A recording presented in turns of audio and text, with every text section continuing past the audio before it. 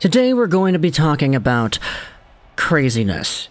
And I know it's not really like that bad of an idea, it's just one that doesn't really strike me the right way, but you know, it's the things that make you uncomfortable that normally are the best things to talk about. Let's go over to the Vancouver Canucks and acknowledge an idea said by Satyr Shah on, I believe it was the Sportsnet 650 Vancouver Canucks postgame show.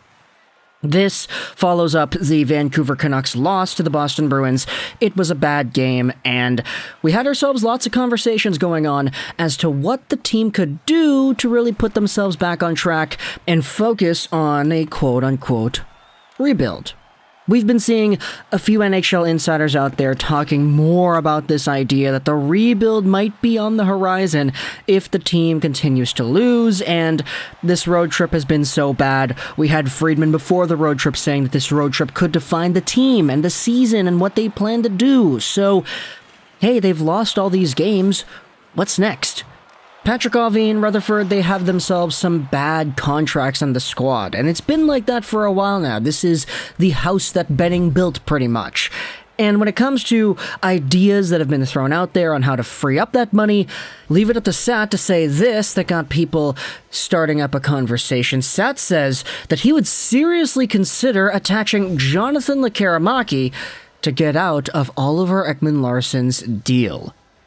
And this idea is one that I saw and I was like, okay, now that's sicko mode right there. But you know what? I honestly respect the take. I respect the idea. Satyr Shah is an articulate dude. Let's talk about this conversation right here. Jonathan Lekkerimaki is the best prospect the Vancouver Canucks have. That's not saying much because they have so few prospects that are actually worth something, but this season Lekkerimaki has actually been pretty disappointing when you compare what he is for Djurgårdens to what he was for them last year. Lekarmaki is a 5'11", 172 right-handed sniper who plays on the left wing, and he is a guy that the Vancouver Canucks drafted because he's got some pretty good 25 to 30 goal potential at the top level, and he was an absolute goal-scoring beast for Djurgårdens the prior year. This season, though, he's only got 5 points in 15 games after Djurgården was demoted to the Allsvenskan from the SHL. He produced better playing for the SHL team, which is odd. He also was really good for Team Sweden at the World Under-18s and everything. You know, Lekkeramaki's a talented prospect. He's just gotten off to a pretty rough start, but he is the most valuable prospect the team has. If everything goes right, Lekkerimaki is making the Canucks in 2 to 3 years. He's probably getting 10 to 15 goals to kick off his tenure, and if he fulfills the absolute peak level potential that he has, he's maybe even getting 40 to 45 goals in a season. Like, he is that good of a sniper and a goal-scoring prospect, and in the draft, he arguably was the best prospect in the draft when it came to pure, raw goal-scoring ability. There was Joakim Kemmel, who's also pretty good there too, and who else was in the draft that had really significant goal-scoring potential? I mean, of course, there was Shane Wright, there was Lambert, Savoie, McGroarty, a few other guys that made themselves known as goal scorers, but yeah, I think it was mostly just Kemmel and Lekkerimaki that were seen as probably 1 and 2 if you wanted to go off of raw goal scoring, but either way, that's Lekkerimaki for you, the best Canucks prospect. And again, that's not saying much because they've traded away so many draft picks, they've traded away prospects left and right when Benning was here that just the quantity of talent that is in that prospect pool, it's quite dire. And then you have Oliver Ekman-Larsson, who is probably the worst contract on this team. And I mean, you could say JT Miller is there, but I'll give Miller the benefit of the doubt so far because he still is a point-per-game player, but Oliver Ekman-Larsson is making $7.26 against the Vancouver Canucks cap till 2027. He's already 31 years old, so that contract goes on till he's going to be 36, and he also has a no-move clause, so even if the Canucks tried to trade him away, he's got to go out there and he's got to accept it. Last time for Arizona, he went out there and said he only wanted to accept a trade to Vancouver and Boston, which kind of put the team in a handcuff position, but at the same time, they were still able to get the trade done. Who knows that if the Canucks tried to do this again, they tried to trade him away again, he's going to go out there and actually be willing to go wherever. We don't know that yet. But at the same time, his contract is there, it's a pretty bad contract, and the guy's at 6 points in 16 games. points aren't everything, but at the same time, Oliver Ekman-Larsson just isn't really that great of a defenseman. He's nowhere near the crazy good, 50-point guy that he was in Arizona, the captain that he was for that team. He's not great. And even on the Vancouver Canucks, you could say that he's a solid puck-moving defenseman that could get his shots on goal and everything, but still, he is not worth $7.2 million. You could debate he's not even worth $5 million. This is a guy whose contract is such an anchor, and he's getting worse as the years go on, that the idea of throwing away the Vancouver Canucks' most valuable prospect to get rid of this guy is one that honestly kind of does make sense if you really look at it from an asset management point of view. The Canucks are kind of handcuffed, and if you remember everything that happened with the Ekman-Larsson trade in the first place, wherein the Canucks sent away a whole bunch of now for the future. And I say it like that tongue-in-cheek because Beagle, Eriksson, and Roussel, those were contracts that are expiring in that season. And they got Oliver Ekman-Larsson, who is a better player than all of them, yes, but whose contract is going on till 2027.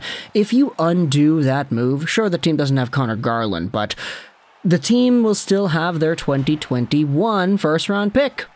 And they would have gotten Dylan Guenther, who's pretty good.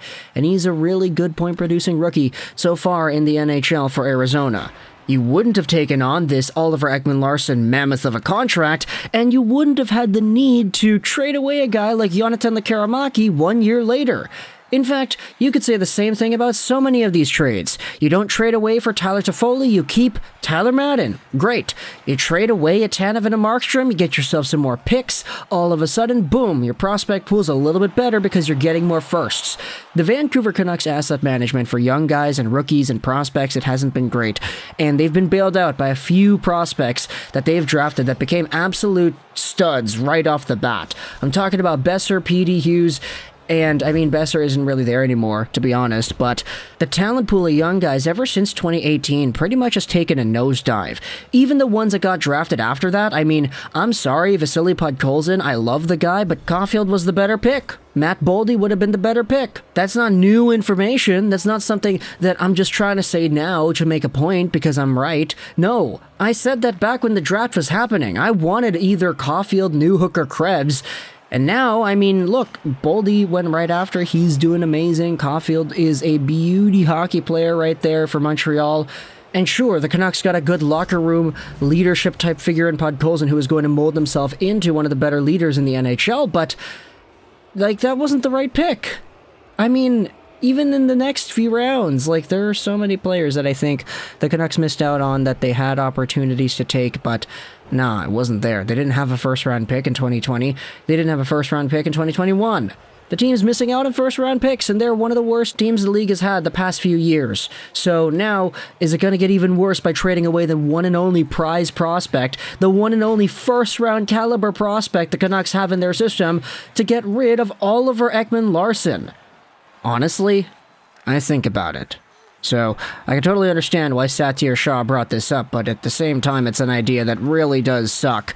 Because, of course it does. The Canucks, they're a bad hockey team. They're poorly assembled, their defense is weak, their mental is weak, Demko is inconsistent. Bruce, I'm sorry, you're a good guy, but his job is gone sometime in the next few weeks here. It's going to happen, and I'm interested in seeing what rebuild-type moves the rest of the management are able to execute when it comes to trading away guys and getting draft picks, hopefully, because we know this team has been so allergic to acquiring draft picks the past few years, it kind of makes me sick when you acknowledge how poorly they've been performing in the standings over the past few years, but we'll see where they go. Talk to the console your thoughts about Lekarmaki and OEL. I hope you enjoyed this video.